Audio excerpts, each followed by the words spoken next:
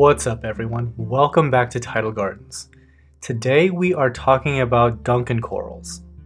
Duncan Corals come from the genus Duncanopsammia. It's just obviously a shorthand name for that genus. They do have a common name. It's a whisker coral, but almost nobody calls it a whisker coral. They call them Duncans. So Duncan corals are a fairly beginner-friendly large polyp stony coral, mainly found in Australia. These things came on the scene about 10 years ago.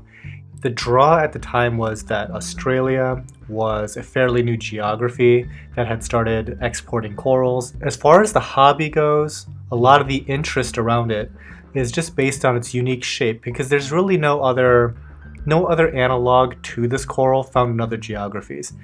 It's kind of similar to Euphyllia.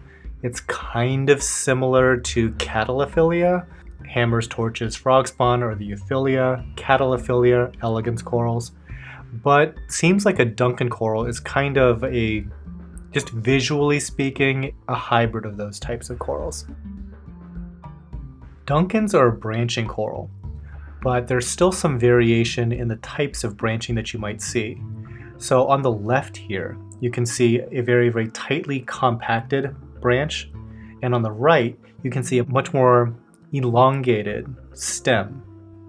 Duncans are not the fastest growing LPS out there, but their branching nature does make them a candidate for aquaculture. It actually makes more sense at the hobbyist level to do the aquaculture rather than on a commercial level like someone like myself. It's just slow enough that we would have to allocate too much space for it, but for a home hobbyist, this is like the perfect thing because they do develop additional heads, and then one day you can trade them in for quite a bit of money. For example, this colony that you see here has probably 90 heads. This local customer had purchased it from us many years ago with about 3 heads, and once it kind of just took up too much space in his tank, traded it back in for quite a lot of credit. Okay, let's hop into the care tips. As I mentioned before, they are very beginner friendly. So as far as lighting is concerned, I have personally kept them in very, very low light. We're talking less than 30 par. They did just fine. I put them in much, much higher lighting, and I've seen them in higher lighting in other people's aquariums. They did just fine. And their color is pretty consistent. Most of the colors that Duncan corals come in are going to be this kind of a cobalt blue color or a kind of a neon green color, and perhaps some variation in between. Now, although their coloration is consistent, that doesn't really mean that it's going to be completely lighting independent. And what I mean by that is, depending on the type of lighting that you have on your aquarium, you can kind of get some pretty dramatic differences in appearance. So I'll quickly show a 10K versus an actinic. It's not the most fluorescent coral, but you can still very, very clearly see the effect of your lighting spectrum is going to have on just the visual appearance of this coral.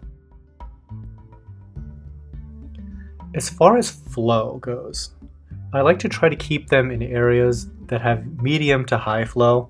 In low flow, for some reason, there's something about how the water stagnates around them that I'm not too comfortable with. Occasionally, despite the fact that these are beginner-friendly corals, you might just lose a head every now and again. And I find that happens more in lower flow than it does in higher flow. I wouldn't go out of my way to blast them with current directly out of a power head, but they can handle a good amount of movement. As far as water chemistry goes, I really don't shoot for anything specifically. I think that anything hovering around natural seawater levels is going to be just fine for Duncans.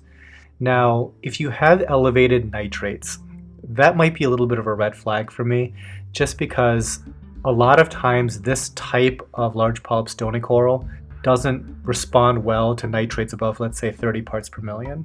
So if you are having a nitrate issue, you might want to get that dealt with before trying some Duncans. As far as feeding goes, Duncans are very easy to feed. You might have seen in my Euphyllia videos that They appear kind of similar. They have long, fleshy tentacles, and you would think that they would just kind of grab everything out of the water. Euphyllia typically don't, but Duncans do. We feed a lot of frozen, a lot of mysis, and a lot of krill. They eat both of those readily.